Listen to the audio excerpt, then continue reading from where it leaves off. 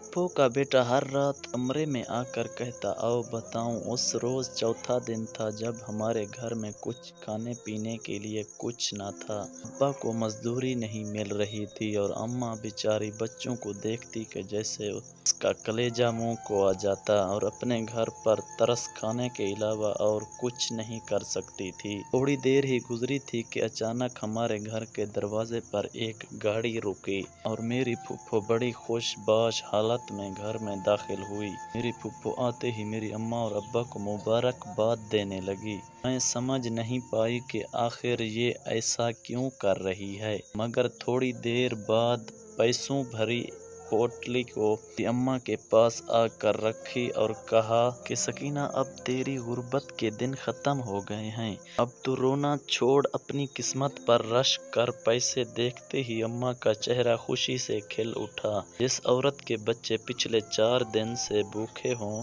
उसके लिए पैसों से भरे पोटली किसी माले गनीमत से कम नहीं होती। ऐसा ही कुछ अम्मा के साथ हुआ। फुप्पो ने वो पोटली अम्मा को दी और फिर मुझे कुछ पैसे थमाए और बोली, जाकर दुकान से मिठाई ले आ। मैं उस वक्त 11 साल की थी, सो मुझे उस वक्त बाहर आने जाने पर कोई रोक टोक नहीं थी। मैं हर बात से बेखबर भागती हुई दुकान से मिठाई ले आई। मैं नहीं जानती थी कि फुप्पो इतने अरसे बाद मेहरबान कैसे हो गई, क्योंकि फुप्पो हमारे घर तो कदम रखना भी गवारा ना करती थी। मेरी फुप्पो बहुत ही चालाक औरत तो थी ही वो, मैं इस बात को जानती थी, मगर इस बात से पता नहीं क्यों उस वक्त बहुत ज्यादा अनजान हो गई थी। उसने एक बड़े जिम्मेदार आदमी से पसंद की शादी कैसे मेहरबान हो गई। खैर वो थोड़ी देर बाद ही चली गई थी। हमारे गुर्बत के दिन अपने साथ ही लेकर चली गई थी। वो दिन हमारे घर में हर चीज बनती रही जिसका हम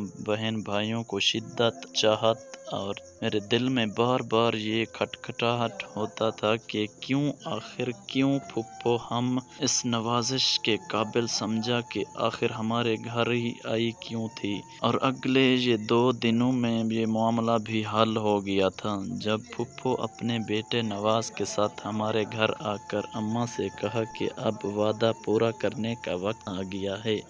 ये सुनकर अम्मा ने मेरी जानिब उम्मीद भरी निगाहों से देखा। उनकी नज़रों को मैं समझ नहीं पाई थी कि फुप्पो किस वादे की बात कर रही है। अम्मी ने फुप्पो से कहा कि तुम थोड़ी देर बैठो, फिर मुझे अपने कमरे में ले आई और मुझे अपने हाथों से, अम्मा हम कहाँ जा रहे हैं? बेटी हम नहीं, सिर्फ तुम जा रही हो। तेरी फुप्पो तुझे अपने घर ले जाएगी।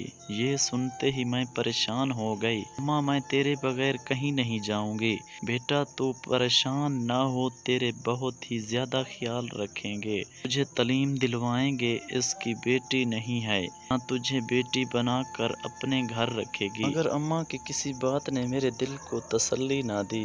मेरे मना करने के बावजूद भी मुझे फुप्पो के साथ गाड़ी में बिठा कर रवाना कर दिया गया। चंद घंटों की मुसाफत तय करने के बाद अपनी पुरानी जिंदगी को हमेशा के लिए खैराबाद कहकर फुप्पो के घर आ गई थी। वो घर नहीं महल मालूम होता था। ऐसा घर मैंने सिर्फ ड्रामों और फिल्मों में देखा था। मुझे वहाँ आकर अच्छा लगने लगा। अगला दिन भी खामोशी से तय हो गया। फिर जैसे ही शाम हुई घर में घीमा घीमी शुरू हो गई। बहुत सी औरतों और मर्द तैयार होकर घर की दाईं तरफ जा रहे थे।